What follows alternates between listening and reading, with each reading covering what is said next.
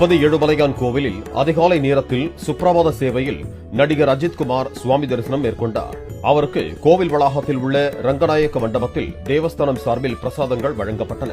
கோவிலுக்கு செல்லும் வழியில் வரிசையில் நின்றிருந்த பக்தர்கள் அஜித்தை பார்த்ததும் தல தல என கூச்சலிட்ட நிலையில் இது கோவில், அவ்வாறு கூச்சலிடக்கூடாது என அவர் செய்கை செய்தார்.